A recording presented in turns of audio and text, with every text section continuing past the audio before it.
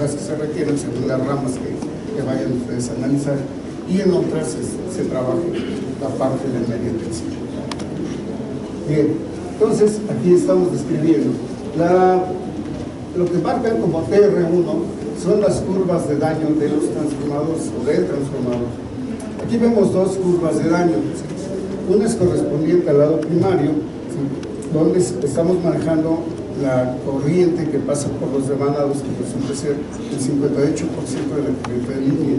Y la otra es una curva donde estamos manejando ya la corriente de línea, que sería el equivalente a estar viendo la corriente por el lado secundario. Finalmente, las curvas como están, ¿sí?, vamos a tener que establecer que cualquier protección que nosotros vayamos a emplear para proteger ese transformador tiene que estar antes de esa curva de daño. La curva característica antes, así lo vamos a ver. La curva de los cables, este CLBL2, bueno, calculada también con la ecuación aquella de la I cuadrada, el tiempo, 0.90 tantos, etcétera, el logaritmo. ¿Sí? Con esa podemos estar calculando, y la calculamos en tiempos que van desde el punto 1, ¿sí?, o aquí lo estamos marcando los más bajo. Esta es la parte, digamos, crítica del cable, la parte donde verdaderamente se puede estar dañando. Si nosotros siguiéramos manejando la ecuación y le diéramos más puntos, más tiempos, ¿sí?, podríamos estar viendo que esta curva se prolongaría. Aquí ya estaríamos viendo la parte de sobrecarga del mismo cable. Pero la parte crítica, esta es la que estamos. ¿Bien? Lo mismo pasa con el cable de media tensión. Es la misma metodología. Ahora bien, aquí tenemos la curva de arranque del motor. El motor arranca, ahí vamos a tener que tomar en cuenta de placa o de diseño, selección del motor, con qué código de letra va a trabajar esto. La selección del motor pues, va a estar hecha mecánicamente, si es para un ventilador, una bomba, un compresor, lo que se requiera. Pero esa información, si bien la tenemos, pues vamos a aplicarla. Si no, pues vamos a criterios básicos que se han dado por ahí de considerar 5 veces, 6 veces la corriente de arranque de un motor, y de esa manera la podemos establecer. En este caso, más o menos, nosotros hemos establecido una corriente de 5 veces la corriente de plena carga. Bueno, esto, si se siguiera prolongando el arranque, llegaríamos a una condición que se llama de rotor bloqueado. Entonces, hay un punto, que es este MS, que es el punto de daño de los demanados en el estator. Una vez que ya se llega y se supera ese punto, prácticamente estamos trabajando sobre el acero de los motores, ¿no? ¿Podemos entender? La curva de MS que acaba de ilustrar es la misma de curva de daño del cable, CLB. No, ahorita estamos analizando la del motor, esta del motor. Y decía yo que si se prolongara más tiempo el arranque, ¿sí?, de un motor, y estuviéramos en este punto ya, ¿sí?, o superando este punto, esta línea hiciera el cambio hasta acá. Entonces prácticamente estaríamos ya ahí amarrando la flecha, ¿no? ¿Sí? Entonces ya. Por eso tiene que bajarse al lado izquierdo. Sí, de hecho la naturaleza del funcionamiento del motor es esta. A determinado tiempo, dependiendo de la inercia que tengan conectada o de la propia inercia que tiene el rotor, ¿sí?, hace estos cambios. No sé si alguno de ustedes ha observado o medido en qué tiempo arranca. Por ejemplo, un motor para una bomba, 25 HPs en una bomba. Uno le aprieta el botón, nada más une el full y arrancó. Y a lo mejor estamos hablando de que ya por aquí, en tiempo de un segundo, ya hizo el cambio para su velocidad nominal y su corriente nominal.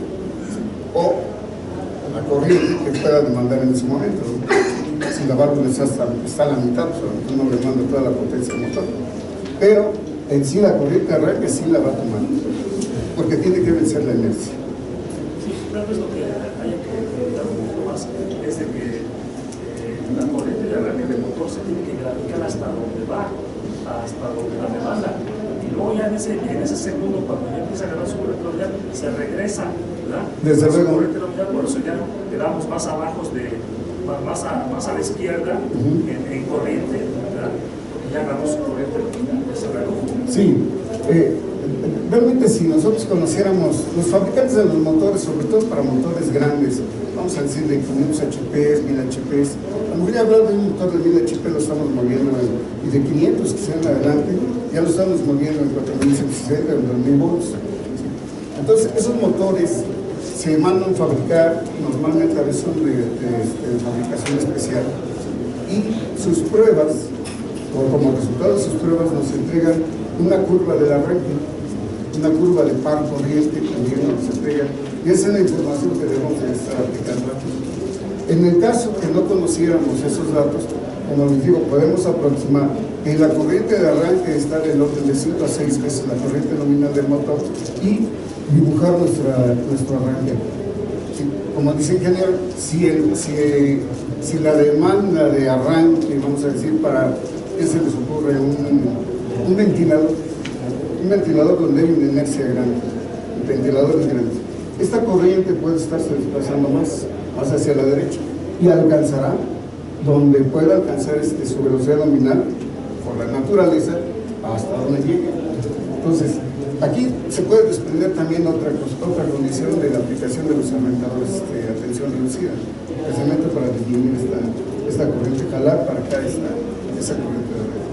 ¿Sí? Bueno, pues entonces aquí vimos este punto ya lo vimos, este otro es el punto de magnetización del transformador, la corriente de impulso, ¿sí? del transformador. Entonces, en lo que respecta a las protecciones, es muy claro que debemos de dejar primero que operen los equipos y las protecciones operen, digamos, después a la derecha, estén previstas para cualquier eventualidad que se supere la condición de operación, inmediatamente puedan disparar. Entonces, de esta manera son las funciones. Bien. A ver la siguiente. Aquí estoy graficando solamente lo que son las protecciones que estamos ocupando en ese circuito. No es que la metodología se quiera seguir así. Ustedes pueden ir graficando en su propia hoja ya cada uno de los elementos. Si se tiene más o menos experiencia, se va a ir ubicando con los mismos valores de diseño, se pueden ir ubicando. Donde vamos a empezar a tener quizá problemas sería cuando se les empiezan a traslapar las curvas. ¿Sí? Entonces ahí podremos estar tomando decisión si el elemento, el dispositivo que estamos empleando tiene forma de retrasar su operación, o sea, operar por tiempo, o puede moverse en corriente, o sea, desplazándose de izquierda a derecha, etcétera, para poder coordinar, ya sea por corriente, tiempo o ambos. Es el caso de los interruptores termomagnéticos de marcos de arriba de 100 amperes, en donde ya tenemos un ajuste magnético que nos permite desplazarlo. Ese desplazamiento inclusive nos puede servir para el caso de los arranques de los motores, en donde no queremos que se vaya a disparar por el arranque del motor, el interruptor. Entonces, jalamos o reajustamos el valor magnético de ese interruptor para que permita el arranque. Entonces, esto simplemente son la presentación de las curvas de los dispositivos que estamos analizando. Siguiente.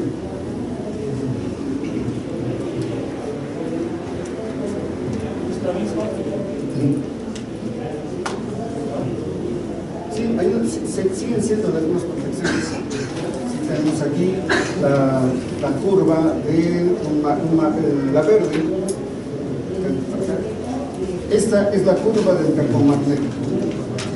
Aquí tenemos esa curva. Perdón, sí, es la curva del termomagnético.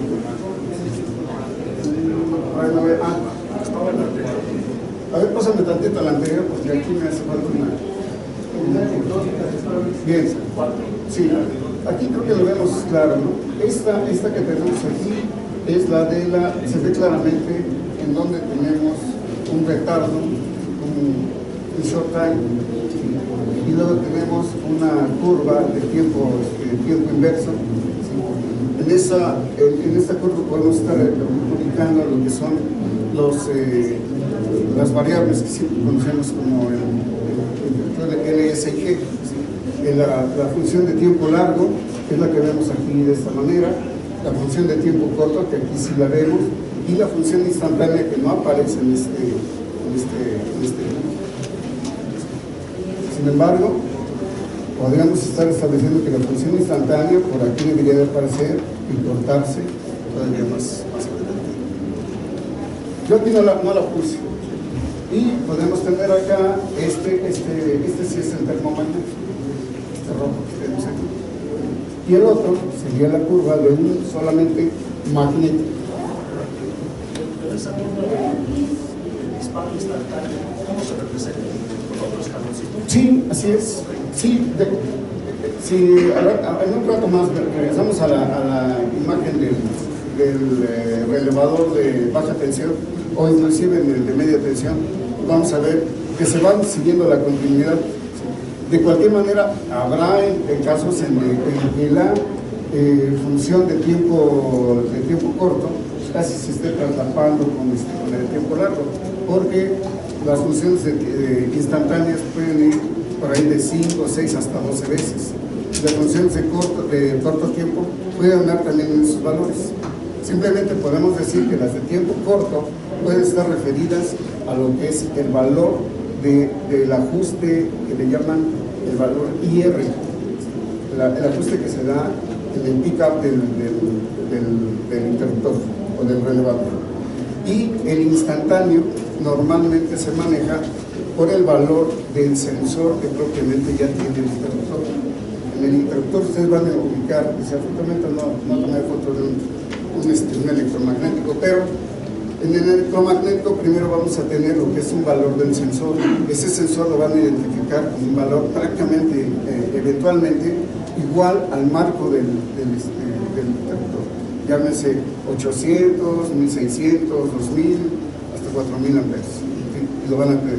Y el valor IR, que es el valor con que ajustamos el tiempo largo, ese va a utilizarse para los siguientes ajustes, excepto el del instantáneo. El del instantáneo se va sobre el valor del sensor. Muy bien, ahora sí, adelante, estamos ahí. Bien.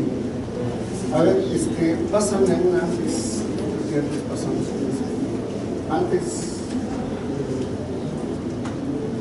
Bueno, síguete a la S. Bueno, aquí ya vemos nosotros un arreglo con las curvas. Esto ya lo estamos viendo, como ustedes observan primero, en media tensión. Y aquí ya vemos nuevamente ya el traslape entre lo que son las curvas del año de los equipos, sus valores, los valores de corriente nominales, y donde están cortando actualmente los interruptores. Aquí esta parte de aquí donde corta la curva, este sería el valor de cortocircuito que estamos utilizando.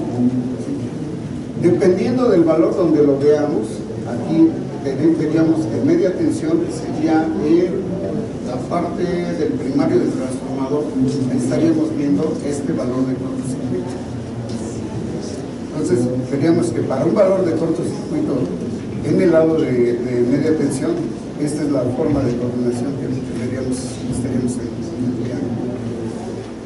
Bien, aquí lo que hay que recalcar primero es que la curva de daño del transformador está a la derecha de lo que es la protección del lado primario, que es este relevador. Este relevador está operando para cualquier valor, inclusive el de cortocircuito, está operando antes que la curva de daño del transformador. El caso del cable, el cable de media tensión, es este. El que lo está protegiendo es el fusible. Entonces, el fusible está antes, opera para cualquier corriente que pueda haber antes de la curva de daño del cable. Entonces, en media tensión es lo que tenemos. Pero aquí observamos algo relevante, ¿no? ¿Cómo lo observan ahí? vamos a ver, aquí lo que sugerí yo es lo siguiente, dice, el relevador PD03 protege de daño al transformador, como les explico, ¿sí? El fusible limitador de corriente del lado primario, ¿sí?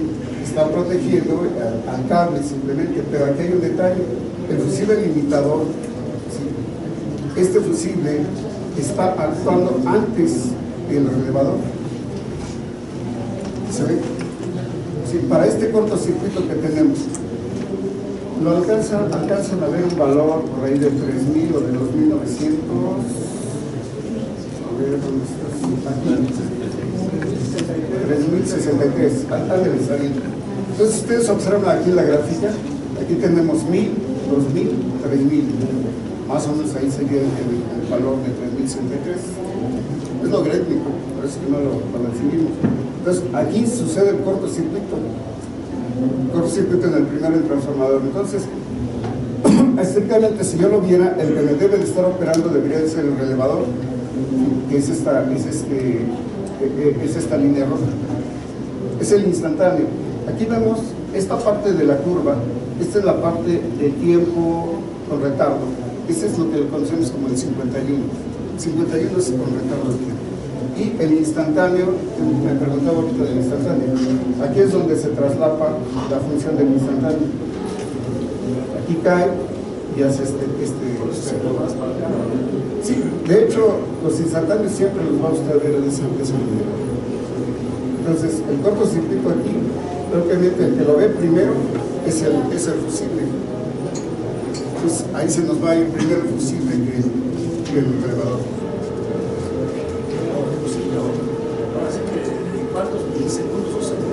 Es que ese es uno de los... Ahora, esta condición puede ser una condición que se viva muy comúnmente, porque no sabemos, vamos a suponer que este fuera un fusible, no tanto del limitador de corriente, porque Comisión Federal utiliza el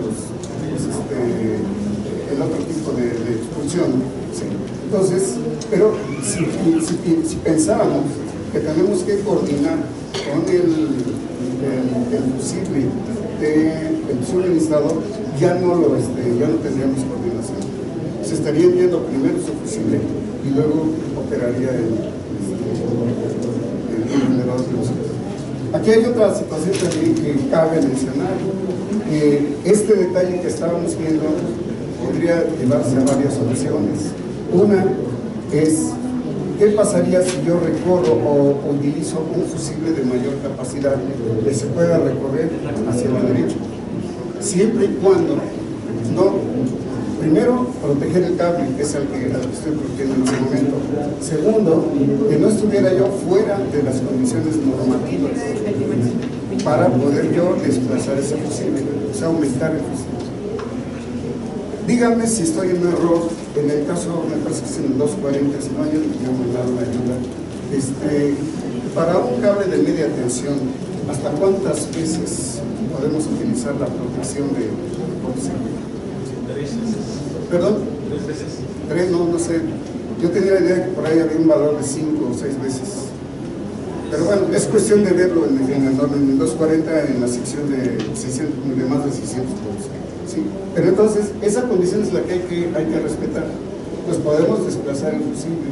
O, en un momento dado, si hay billete, pues entonces poner un relevador también allá, el que me permite estar teniendo retardos de tiempo, poder solucionar el problema. O sea, lo menciono porque también la coordinación tiene mucho que ver con el billete. Esa es la situación que debemos de ver. Al final vamos a tener una gráfica, no sé si después de gracias está la gráfica. A ver, echa una atrás. Esta. En esta gráfica, si ustedes observan, aquí ya desplacé yo el fusible. Es un ejercicio de desplazar el fusible. El fusible anterior lo teníamos en 160 amperes. Este fusible lo desplazamos a 200 amperes. Entonces, aquí, si observamos nuevamente el cortocircuito, aquí ya opera primero el relevador y después vamos a tener el tiempo. Muy limitados. Aquí hay una cuestión que al principio mencioné sobre los intervalos de tiempo que debemos de tener. Aquí son muy difíciles esos tiempos. Sin embargo, el caso del fusible tiene ahí tenemos dos incidentes. Uno, cuando está empezando apenas, se le llama el tiempo mínimo de fusión, y luego el tiempo máximo de apertura. En los fusibles de tipo de fusión se nota más claramente ese retardo. Hay fusibles que pueden estar con una curva más levantada, y eso nos permite y nos ayuda a la función de la coordinación. Entonces, aquí ya vemos claramente que una solución fue recoger el valor del fusible. Sigan a la siguiente. Ahora vamos a ver la siguiente. Aquí tenemos ya la parte de baja tensión. Entonces, nuevamente dibujamos la curva de daño del transformador. Aquí ya vemos más elementos, vemos el cable y vemos nuevamente ahora sí el funcionamiento del motor. Vamos a ver por partes. El funcionamiento del motor me dice que yo debo de tener una protección, en este punto, una protección contra sobrecarga. La simulación de un patrón de un valero, de una flecha dorada, etc. Pero tengo que proteger primero que no me llegue a este punto. Entonces, mi relevador de sobrecarga tiene que estar insertado entre la operación y el punto de daño. Es claro también que la selección de ese relevador también debe de estar en concordancia con lo que nos dice la norma. Si tenemos un motor con factor de servicio 1, tendremos que estar utilizando un factor de sobrecarga del 15% más nada más. Entonces, este relevador no debe estar ajustado a más del 115%. Si tuviéramos un motor, los pequeñitos, ¿no?, que tiene un factor de 1.15, pues también ahí sí nos vamos a 1.25, que nos permite todavía el propio motor ya viene inherentemente preparado para tener una sobrecarga. Bien, entonces, con este arreglo, vemos ahora cómo quedamos con la protección. Estamos aquí. Aquí vimos la curva. Ahora vamos a ver, vimos ahorita que es el elevador sobrecarga, y ahora vamos a ver cómo nos queda este otro interruptor. Este es un interruptor que tiene una unidad de disparo. Hay interruptores que, aunque tengan unidad de disparo, esa unidad es rígida también. Hay unidades rígidas que vienen ya implementadas y que solamente son LI, o sea, tiempo largo e instantáneo, y no las movemos más que en corriente. Hagan de cuenta que están viendo el mismo interruptor, nada más que ahora con una unidad de disparo. Esas, en algunos, se puede estar cambiando esa unidad a las funciones que uno requiera. Una función LSI, una función LSI nada más, etc. Entonces,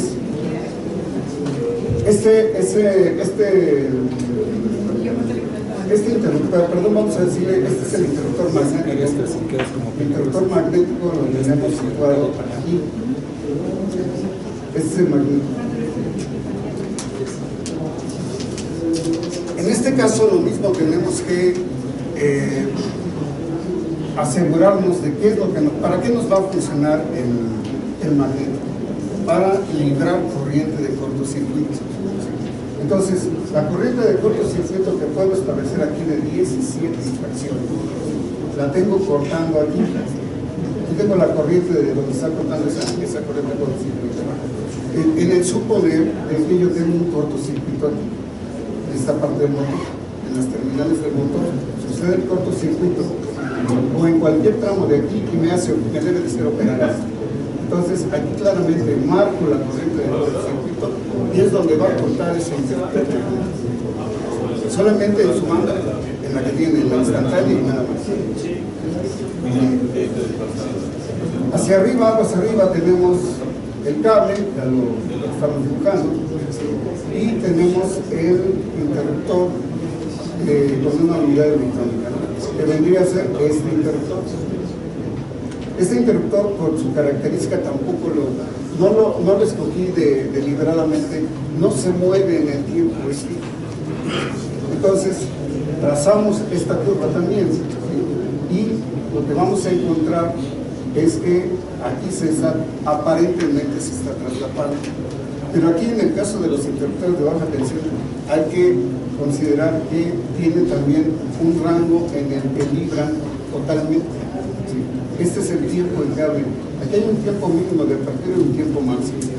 Entonces, podríamos en un momento dado considerar que aquí todavía existe una coordinación, porque va a operar primero este interruptor y luego tardará en abrir porque todavía no llega a la apertura total.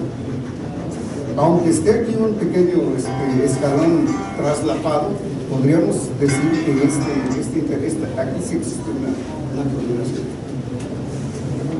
Si nosotros quisiéramos ver que realmente no se nos van a disparar, tendríamos que haber seleccionado este interruptor con una unidad de disparo con retardo de tiempo, un LS con un ajuste de tiempo que podamos moverlo, digamos, de punto 1, punto 22, punto 33, para poder levantar este valor. Y entonces también poder empezar a coordinar lo que van a hacer. Bien, entonces seguimos adelante y ya nos encontramos con el interruptor electromagnético, el PD04, ¿verdad? El azul, así es. Bueno, aquí ya tenemos primero, este interruptor está protegiendo al transformador. Para condiciones de sobrecarga es la banda LI, que tenemos desde aquí a acá, y estamos protegiendo para cualquier condición de sobrecarga por el lado secundario al transformador. Entonces, no hemos roto con las condiciones primero de protección a las zonas de daño y las condiciones de operación, que las hemos visto acá arriba en los valores que vemos con estos tramos. No están aquí los verdaderos los valores directos, porque entendemos que se van leyendo sobre la gráfica. Bien. Entonces, sigamos viendo la condición en que sucedió el cortocircuito aquí. Entonces, ¿qué pasó? Aquí sucedió el cortocircuito, disparó coordinó, pero nunca llegó hasta el principal. Está claramente. Si lo hubiéramos podido seleccionar con un retardo para levantarlo, podríamos haberlo subido más o menos aquí en un valor del punto 1. Otro lo hubiéramos podido subir en un punto 22 y aquí encontraríamos una coordinación todavía más objetiva, viendo los claros en donde ya podemos tener la propia coordinación. Bien, entonces esta es la manera en cómo se establece una manera de estar haciendo una coordinación. A ver, la siguiente creo que hasta aquí es como lo tenemos planteado. ¿Alguna pregunta? ¿Vas a preguntar primero? Ya pasé. Puede regresar la diapositiva donde corrió hacia la derecha el fusible, por favor. A ver, sí, puedes, por favor, más, esa. Okay. Tiene entre las curvas verde, que está aquí, ajá, esa, sí, y la de abajo. ¿Qué tiempo tiene, por favor? Aquí, perdón, a ver, otra vez. Entre curva y curva, en el instantáneo. Este tiempo que tenemos aquí. Sí. Bueno, aquí lo tendríamos que ver. ¿Qué tenemos aquí? Estamos aquí, es 10.9, debemos andar como al punto 5, ¿no? Punto 0.5. Sí, aquí tenemos punto 1, punto 0.2, punto 0.3, 4, punto 0.4, punto 0.5. Así es. Vale, gracias. Sí. Bien. Bueno, antes de agradecer la ponencia del ingeniero Andrés, quisiera continuar con la invitación en la sala 5. Es la ponencia de áreas clasificadas como peligrosas. por parte del ingeniero Federico Paniagua, verificador y ex trabajador de Pemex. Eso es muy interesante. Bien, bueno, pues me toca agradecer la excelente ponencia del ingeniero Andrés Benítez y bueno, pues decir que nada más como verificador que en la sección 700-27 de la norma se exige que el solicitante presente coordinación de protecciones para el caso de plantas de emergencia, no traten de cerrarlas diciendo que son plantas de reserva, ¿no? Y no de emergencia. En la 517-17 también la norma pide coordinación de protecciones en hospitales, y en la 695 también se pide coordinación de protecciones para asegurar la continuidad del servicio de las bombas contra incendio. Entonces hay tres secciones de la norma en donde es obligado que se presente estudios de coordinación de protecciones, de ahí la importancia de esta ponencia. Bueno, pues a nombre de los organizadores